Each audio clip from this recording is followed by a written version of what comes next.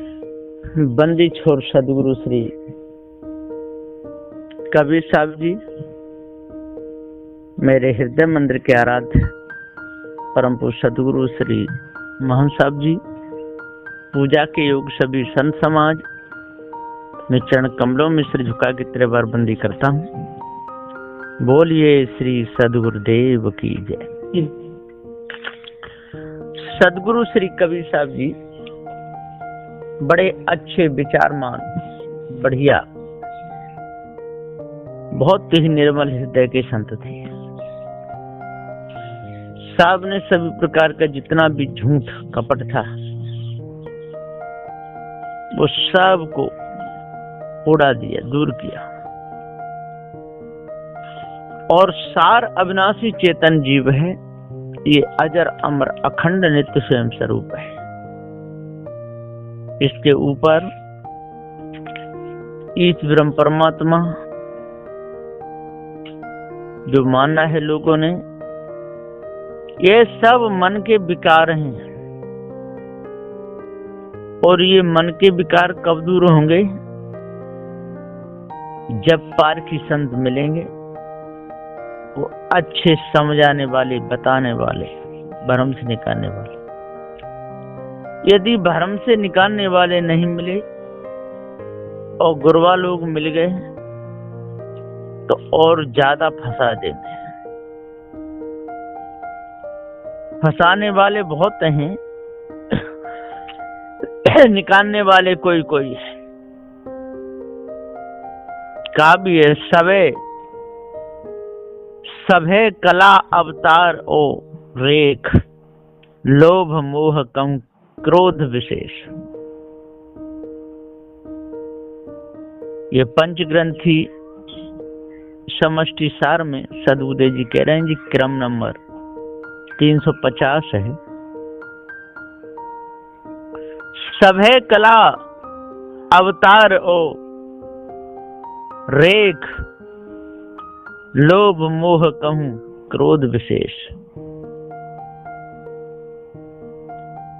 संसार में कोई किसी कला को, कोई किसी कला को, कोई पृथ्वी की पूजा कर रहा है तो कोई जल की पूजा कर रहा है, कोई अग्नि की पूजा कर रहा है तो कोई वायु की पूजा कर रहा है।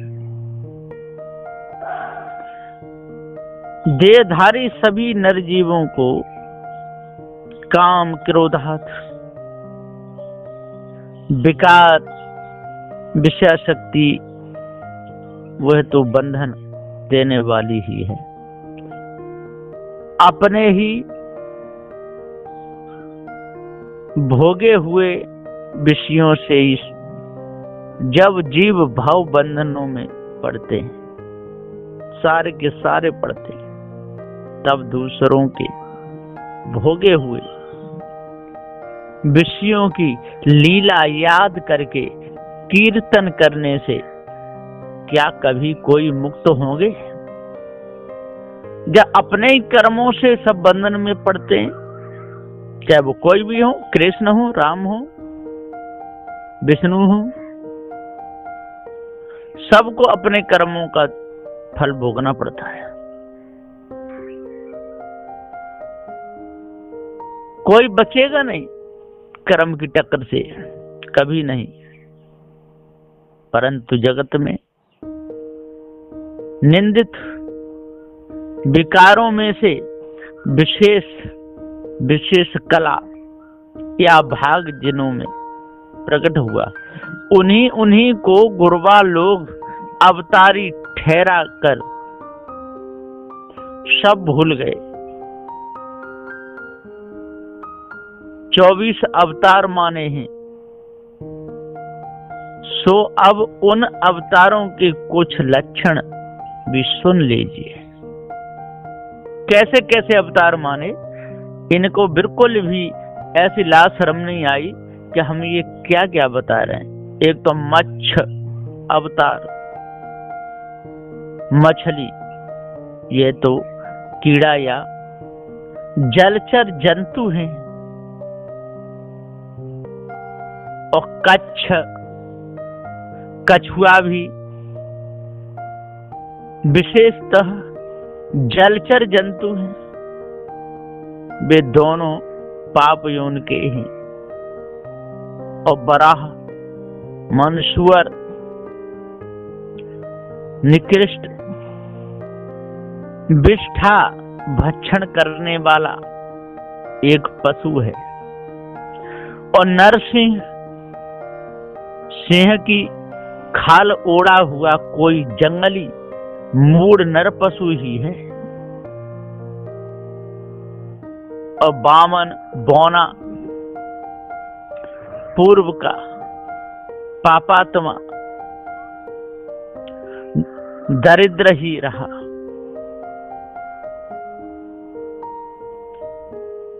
परशुराम अत्यंत क्रोधी,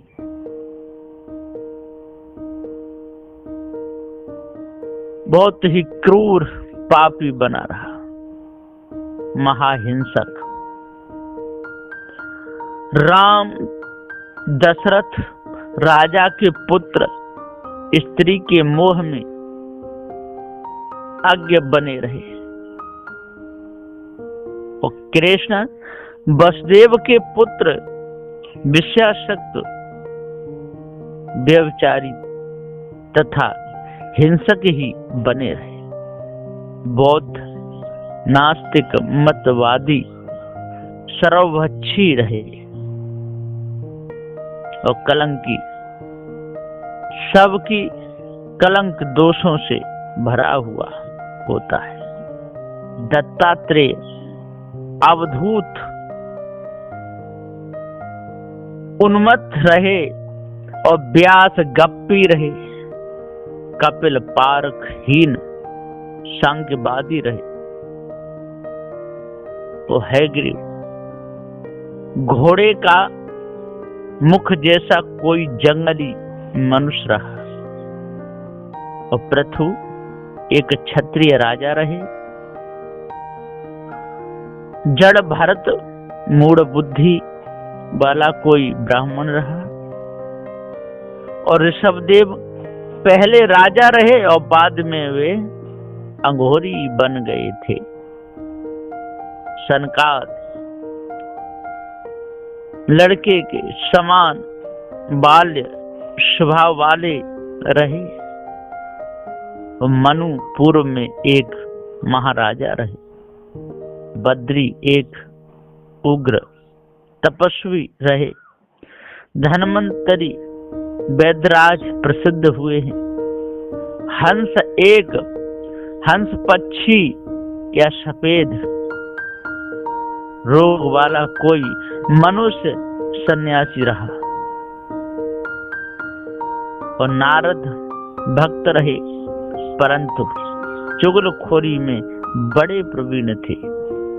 और मोहिनी एक सुंदर रूप वाली, हाव भाव कटाक्ष से पुरुषों को मोहने वाली कोई छली स्त्री बंधन का मूल कारण रही। इस प्रकार से छानबीन करके देखिए तो ये सब पारकहीन विकार की खाने ही दिखाई देते हैं। उन्हीं को गुरबा लोग श्रेष्ठ अवतारी पुरुष ठहराए हैं। और उनमें वामन अवतारों में लोभ विशेष रहा। रामचंद्र में मोह विशेष रहा। परशुराम में क्रोध विशेष रहा। ऐसा इन लोगों का हाल रहा, हाल बेहाल रहा। सदगुरुदेव जी पुकार के समझाते हुए कहते हैं कि भाइयों, आज अपना अपना सुधार करो। अपने सुधारे सुधार है, अपने बिगाड़े बिगाड़ है। ऐसा विचार सुधारने पर ध्यान धरना चाहिए।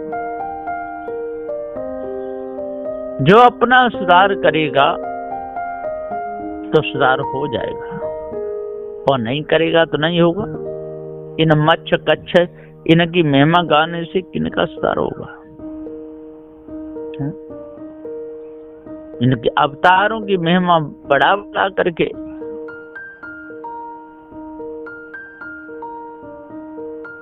गाड़ी, मेहनत बेकार गई। ये एक ही वर्ष में तो इतने मोटे मोटे ग्रंथ नहीं लिखे होंगे, बहुत समय लगा होगा, बड़ा सोच के लिखे, पर कुछ नहीं, खोदा पहाड़ और निकली चुईया। तो कैसी कैसी इन्होंने बीमारी करी कि देखो, मच्छ अवतार, कच्छ अवतार, कैसे अवतार माने, सुअर का अवतार। और आज उनकी पूजा भी हो रही है, मंदिरों में रख लेते हैं और पूजवाते रहते हैं, स्वयं पूजते रहते हैं और दूसरों पर पूजवाते रहते हैं। कहूं कामी, कहूं भय प्रचार, कहूं वक्ता, कहूं जड़ अवतार। बड़े धोखे में पड़े रहे। वैसे ही और कहीं केश में तो कामोपभोग, विषयाशक्ति ज्यादा रही, और कहीं नरसिंह भयावनी सूरत करके डरवाते रहे, और कहीं व्यास दत्तात्रेय आदि वक्ता हुए थे, और कहीं पर तो मच्छ कच्छ या जड़ भरताद को जड़ अवतार रूप में माने हैं, तथा कहीं शालिग्राम आदि पत्थरों को ही शिलावत मानकर मूढ़ गुरुवा लोग उसी को पूजते तथा पूजवाते हैं, कीर्तनाद भुला रहे हैं। इस प्रकार से उन माने हुए अवतारों में काम, क्रोध, लोभ, मोह, भय आदि कुछ भाव अधिक रहे। जड़ता मूर्खता भी उनमें रही, बिना विचार उन्हें श्रेष्ठ मानकर कल्पित उपदेश का गुरबा लोग प्रचार कर रहे हैं, उसे परख कर जानना चाहिए। इस भ्रम को अपने अंदर से जड़ मूल से ही त्याग देना चाहिए।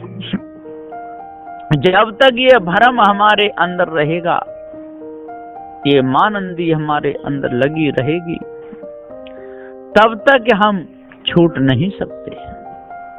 सारी मानंदी को दूर करना पड़ेगा, विषय विकार सब दूर करने पड़ेंगे, विचार करना पड़ेगा।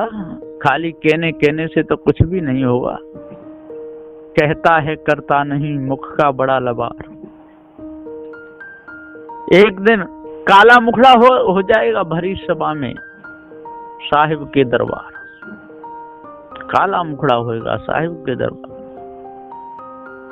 साहिब कौन है? साहिब ये चेतन जीव है, और कोई दूसरा नहीं, कोई ब्रह्म परमात्मा। उसके दरबार में जाना पड़े। जब पकड़े जाते हैं, जो साहिब चेतन जीव ही है, और जब ये पकड़ा जाता है तो साहब के ही दरबार में आता है ना। एक जीव नहीं है, अनेकों जीव हैं, सब साहिब हैं। देखो थाने में बैठे हुए हैं, पुलिस का बाना पहरे, और जब पकड़े जाते हैं तो उनको थाने में लेकर के जाते हैं, वो साहिब का ही तो दरबार है। जहां भी चोर पकड़े जाते हैं और सब सज्जन पुरुषों के दरबार में उनको पकड़ करके ले जाते हैं, उनकी गर्दन नीचे होती है। वहां पर जाके तो भैया ऐसा कर्म तेने क्यों किया? अब क्या कह बेचारा, काला मुंह हो गया। तो पहले तो ऐसा होता था कि उसका काला मुख करके गधे पे बैठा करके निकालते थे, और चौराहे चौराहे पे सिर में जूते पड़वाते थे। आजकल विधान दूसरा है, उसको पकड़ जेल में बंद कर देते हैं। तो समय अनुसार जैसे उसको दंड दिया जाता है, जैसा राज्य सरकार की तरफ से देते हैं। पहले तो सूली पे चढ़ाए जाते थे, फांसी, कुत्ता फांसी लगाई जाती थी, गधे पे बैठा के निकाले जाते थे, और सबके सामने सबको बुला करके ऐसा किया जाता था। ऐसा इसलिए किया जाता था कि फिर दूसरे लोग सावधान हो जाए, इन कर्मों को ना करें। और तब भी पापी लोग, दुराचारी लोग, हड्डी छटी लोग नहीं मानते, नहीं कर्मों में अपने पूरे समय को निकाल देते थे। कोई कोई तो पकड़ा जाता था, तो अभी भी उसको दंड मिल जाता था। फिर कर्म बनेंगे तो कर्म का दंड तो जब शरीर मिलेगा तब होगा जाता। और कोई कोई इतने चालाक रहते थे, वर्तमान में नहीं पकड़े गए। यदि नहीं पकड़े गए तो कोई कर्म से वो मुक्त नहीं हुए, कर्म तो बन गया, सूक्ष्म शरीर में है।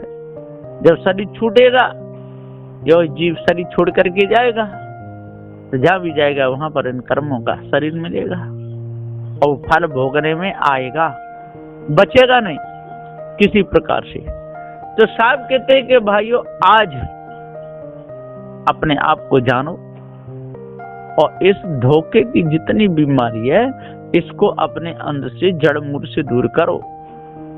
जब तक जड़ मूल से इस धोखे को नहीं निकालोगे तब तक मायावी गुरबा लोगों के चक्कर से आप बचोगे नहीं।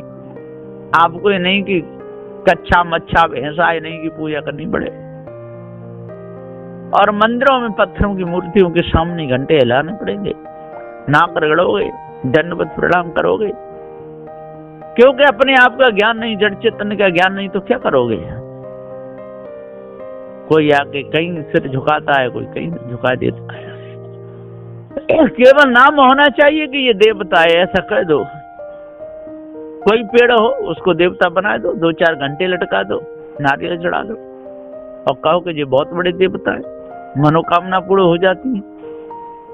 वहीं पर लोग पूजा चालू कर देते हैं, वहीं पर मत्थे पटकना चालू कर देते हैं और कोई भी गंदे ताबीज लेके बैठ जाए, काले पीले धागे, उनमें कुछ भी भर ले और कहे कि ये गंदा है। जो भी अपने पैर में बदवाएगा, हाथ में बदवाएगा, गले में बदवाएगा, कमर में बदवाएगा, तो उसकी सारी मनोकामना सब पूर्ण हो जाएंगी, बिल्कुल ठीक हो जाएगा। डॉक्टरों पर नहीं जाना पड़ेगा, वैद्य हकीमों का कोई काम नहीं। ऐसे कह के करके ये मायावी गुरबा लोग और परेशान करते रहते।